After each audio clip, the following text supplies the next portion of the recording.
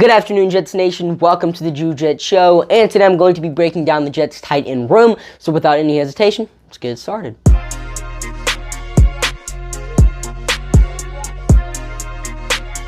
Last year, the Jets had the absolute worst tight end room in the NFL. Joe Douglas noticed that and said, hey, let's go ahead and make it one of the best. And he did exactly that this offseason, signing two top 20 tight ends in CJ Uzomah and Tyler Conklin.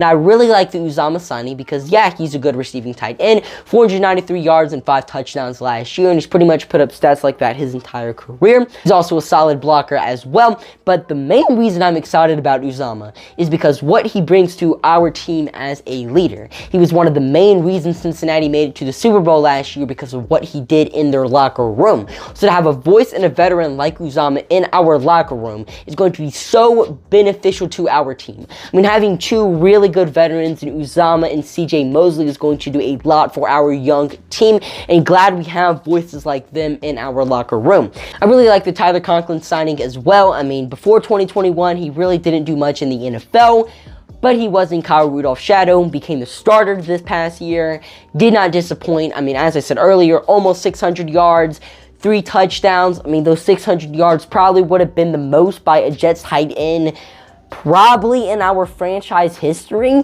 So we're having a potential record-breaking tight end on our roster, and 2 top 20 guys just on our roster at the same time is absolutely insane. I can't remember the last time the Jets have had a good tight end. I mean, it's just been that long. So to have 2 top 20 tight ends in the NFL is just so crazy.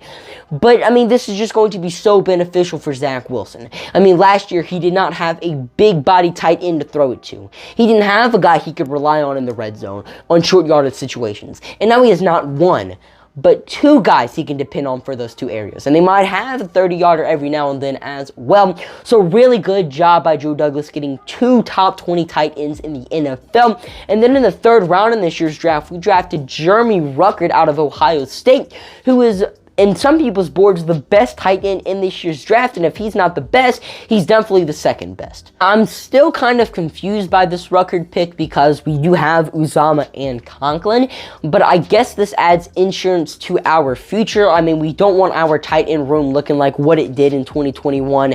Don't want that again, so I guess this was smart by Joe Douglas to kind of have an insurance plan in case Uzomah and Conklin don't work out.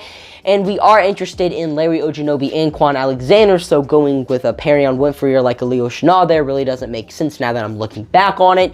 But still, Jeremy Ruckert is going to be an insurance plan for us, you know, in the upcoming seasons. Don't expect him to do much in 2022, but in future years, this guy is going to be an absolute force as a blocker. And also might surprise some people as a receiving option as well. Didn't really do much in that area at Ohio State just because they had so many talented receivers on the roster, but might do some of that, a lot more of that in the NFL. So those 3 guys are definitely going to be making the roster. The Jets normally have 4 tight ends on our official 53-man roster. So who is going to fill that extra spot? Kenny Yeboah was on our roster for most part of last year. Really didn't see much playing time, but did have a couple impressive catches in the Week 17 game against the Buccaneers. We also have Lawrence Cager, who switched his position at tight end this offseason. We signed him as an undrafted free agent in 2020 to be a receiver. Was just on practice squads as one, so he's very tall, so maybe that's obviously why he made the switch to tight end. But maybe he makes a difference there. Maybe he's actually good as a tight end. I guess we're going to have to find out in training camp.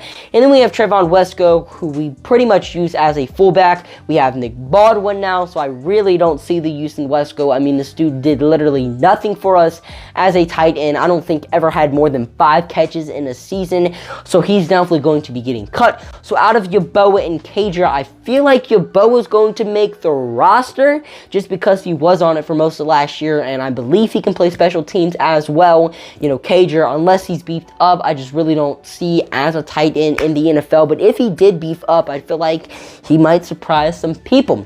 But that's all I got for you guys today. If you enjoyed the video, let me know by hitting the subscribe and like button. Check me out on Instagram, Twitter, and TikTok at Jude_Jets for more content. You can also check me out on Let's Talk Sports, writing some articles for them and appearing on some of the Jets podcasts. And also, they just have a variety of sports podcasts that you can check out. Their Facebook page is a link down below. I also have merch. It's a Z-Wiz, G-Wiz shirt. You can see the design on your screen right now. If you guys are interested in picking one up, or not a shirt, a woman's shirt, or even a hoodie, it's $20, $35 for the hoodie. So if you're interested in that, check it out down below. And I'm your host, Jude, signing off for now. See you guys later. Peace.